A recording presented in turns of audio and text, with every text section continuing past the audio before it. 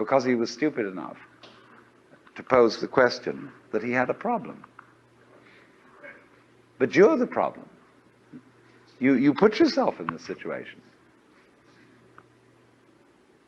So it's a question fundamentally. Do you define yourself as a victim of the world or as the world? You can define yourself. You see, if you identify you with what you call the voluntary system of the nerves and say, only that's me, and that's really a rather limited amount of my total performance, what I do voluntarily, then you've defined yourself as the victim in the game. And so you are able to feel that life was a trap.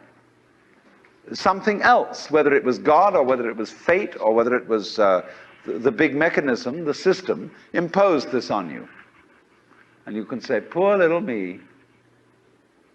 But you can equally well, and with just as much justification, define yourself not only as what you do voluntarily, but also what you do involuntarily. That's you too. Do you beat your heart or don't you?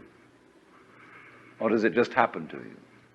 And if you define yourself as the works, then nobody's imposing on you. You're not a victim. You're doing it. Because you can't explain how you do it in words, because words are too clumsy. And it takes too long to say. You get bored with it.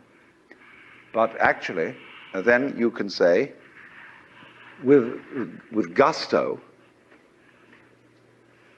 I am responsible for this life.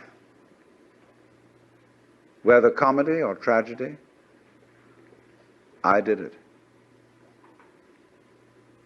And it seems to me that that is a basis for behavior and going on, which is more fundamentally joyous and profitable and great than defining ourselves as miserable victims or sinners or what have you.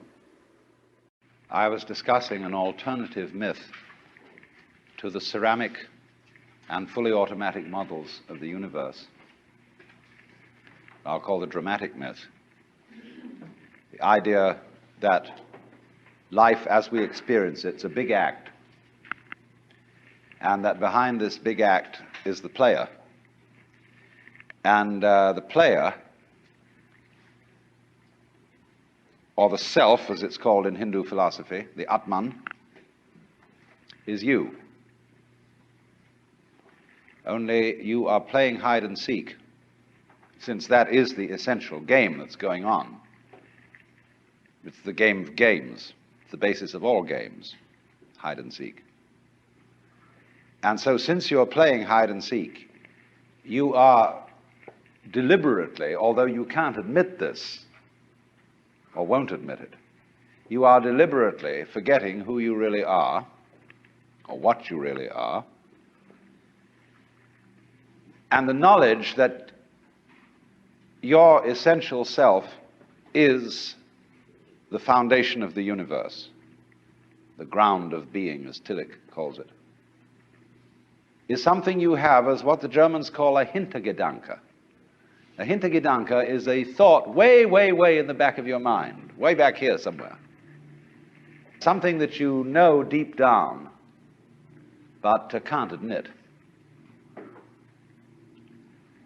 So, in a way then, in order to bring this to the front, in order to know that that is the case, you have to be kitted out of your game.